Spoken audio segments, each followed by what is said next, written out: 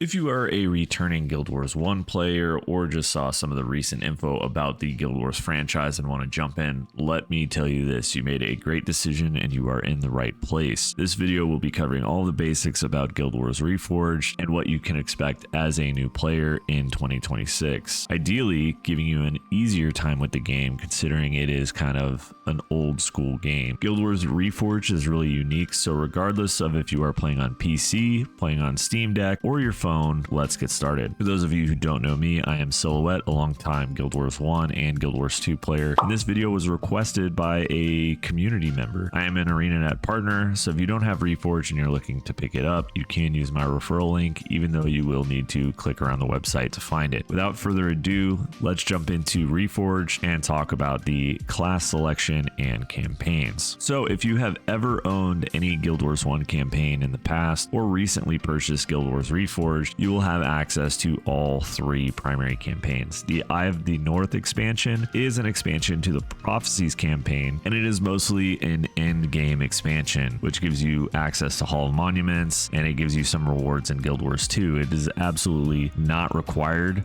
but if you do dig the game, it is worth picking up. I think it's like $10. So the three campaigns in Reforged are Prophecies, Factions, and Nightfall, and they are all standalone. There are some class limitations based on the campaigns. Prophecies characters are limited to what I consider to be the core classes, being Mesmer, Warrior, Ranger, Elementalist, Monk, and Necromancer. The Factions campaign introduces the Assassin and the Ritualist, and the Nightfall campaign introduces the Dervish and the Paragon. Campaign-specific characters have to start in that campaign, while the core classes can be optionally started in any campaign. Overall, the class in any campaign can ultimately play all three of them, excluding the pre-searing Ascalon, which is only available to Prophecies characters. Without going over every class and its specifics, in short, classes can be broken up into basically casters and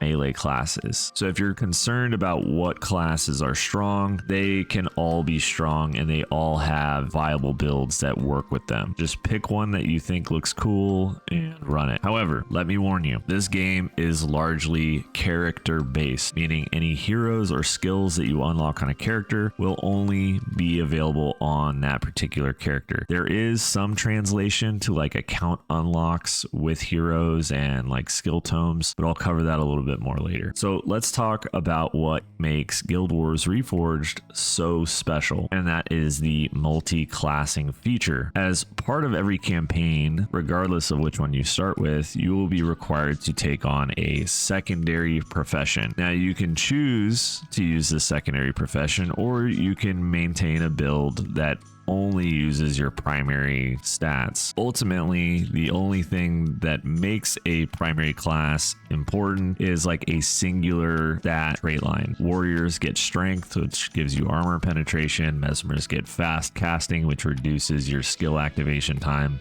And elementalists get energy storage, which increases the total amount of energy you can use, and so on and so on. This makes some core classes particularly special when building teams. Fairly early on, the community discovered that necromancers who utilize ritualist healing abilities were extremely useful because of their soul reaping trait line. This gives them energy back when enemies die nearby, so it makes them extremely effective at having the resources necessary to heal and protect the team. The intricacy of the build system in Guild Wars Reforged, especially when considering the primary and secondary profession mechanic, makes this game special. It makes it very unique, and it gives you a lot of versatility on how you choose to interact with this game. So now let's talk a little bit about teams and working through Reforged. First off, there are active players who still play this game 21 years later. There are communities that still exist. However, the vast majority of players will opt to do things solo, and by solo I mean with either heroes or henchmen. Now, henchmen are the stock NPCs that are available in all campaigns. Every outpost has henchmen there, and they usually have some reasonable build for that particular class. So if you get a necromancer and it's like a curse necromancer, it will have a curse build. You can actually look up what build each henchman has in each outpost and see if that is something that you're interested in. But for the most part, if you just pick a random well-balanced team, you know, one healer, one frontliner, you know, one caster, you're usually going to be just fine with henchmen. In almost all cases, however, the henchmen are worse than heroes. However, you have to unlock heroes for your character in the Nightfall campaign. That's not the only place you can unlock heroes. They did introduce some heroes in Reforged, and you can get mocks in Lion's Arc, but you will need to play your character through their respective campaign until you get access to cross over into the Nightfall campaign and unlock heroes. Most campaigns will have some sort of quest that you do go out and you follow this quest chain and you can unlock like a particular hero somewhere, but for the most part they all come from Nightfall. What makes heroes special is that you have more customization options, and it allows you to build the exact team that you want around your character, and you can get really fancy with this to the point that you can trivialize some of the hardest end game content or dungeons or elite areas like the Underworld and Fissure of Woe by using heroes and particular builds. So let's start talking about builds right now. For the most part, the hero system allows you to build an absolutely diabolical team composition. The primary resources for builds, assuming you don't want to go through and read every skill and kind of combine them together yourself, is going to be the PVX wiki. And I'll take a look at one of the most popular and effective team builds available, which is the 7 hero Mesmer Way. I'll link this particular page below. However, in short, this team build utilizes the Mesmer's ability to disrupt combat flows, and it uses the Necromancer's ability to ensure that nobody runs out of energy using blood as power, and then it utilizes the Ritualist's ability to heal and protect everybody on the team. This page in particular includes examples of both melee and caster builds for your player character that will work effectively with it. However, if you do intend on running this team, I promise you it will basically carry you through the entire game. I hate to be the dude that gives you the answer to every problem right away, so definitely feel free to experiment, come up with your own builds, try to craft your own team compositions, but this particular team setup is broken beyond belief, and it is a very diabolical setup. So if you run into problems, throw on 7 hero Mesmer Way and then just get past it, and then you can go back to experimenting. Similar results can happen with a bunch of different builds. They have Necromancer Discord ways, they have Elementalists using Searing Flames and other like stacking AoE damage and disruption. But now let's talk about how you unlock the skills to be able to get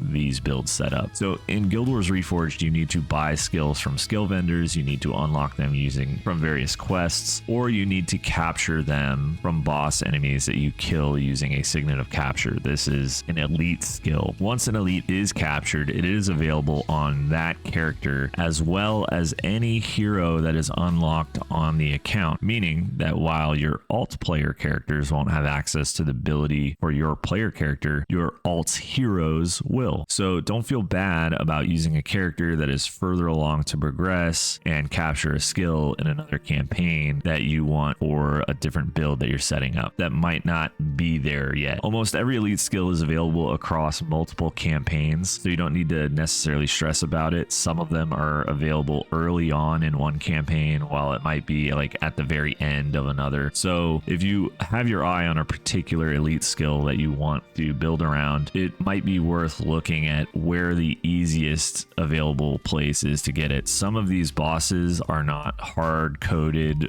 fixed spawns every time. Some of them will take multiple rolls where their location changes, or they might not spawn at all. So this is one of those things that makes Guild Wars Reforged feel like that old school MMO where it's like everything's not guaranteed. There's no sure way to get everything. You just got to kind of play the game, re-roll some things, get good RNG, and it's a lot of fun. You could always go back to missions and rerun them if you notice that there was a boss that had a skill that you wanted, or you didn't have a Signet of Capture at the time. time when you first encountered it. But once you play through the primary campaign of that area, you will have access now to hard mode, which gives you access to hard mode zones, hard mode missions, and they can be then accomplished again at a higher difficulty. There's also Zaishin bounties, Zaishin missions, and different Zaishin tasks that give you various rewards, and they can be used for goodies overall. For gear, armor, and runes and stuff, that is primarily achieved through buying it directly from armor crafters and rune crafters. The vast majority of players will trade other items like elite and regular skill tomes, which will unlock a skill for a character if you have that skill unlocked on your account, but not on that character. They also trade various consumable items and buffs. These are often referred to as cons or P-cons.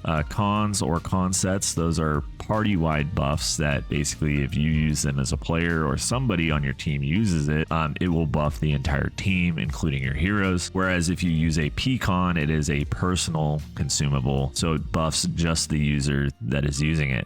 Almost none of these items are actually mandatory outside of speedrunning communities, soloing scene, and stuff like that. Though I will say that if you are running into trouble in a particular mission or a particular zone or on a quest, popping a con set will definitely make it significantly easier. The trade is primarily done in Commandant in Nightfall. Now that is kind of like the trading sector, English District 1. While there is also Commandant Trade Chat, which is a website that allows you to view the listings without just AFKing there indefinitely. There is no trading post in Guild Wars Reforged. There's no auction house in Guild Wars Reforged. It's all player to player. Though outside of a few titles, or if you're working towards God Walking Amongst Mere Mortals, you will likely never have to trade with other players. And with that, I'm going to leave this video here. Leave any and all of your Reforged questions down below if you're having trouble. I want to shout out the member that requested this video. You could also support my channel by joining as a member if you want, and your guys' requests and comments always get a higher priority than everybody else. So thank you so much for your support. With that, I do want to thank you for watching. A big thanks to all of my subscribers and a special thanks to all of my members who support the channel. Every time I boot up Reforged, I get sucked back in at least a little bit, and especially now that it's on my phone, I've found myself just kind of logging in and running around. But for now, this is what I got. Hit up my referral link if you want to buy Reforged or Eye of the North, and I will catch you all on the next one. Peace.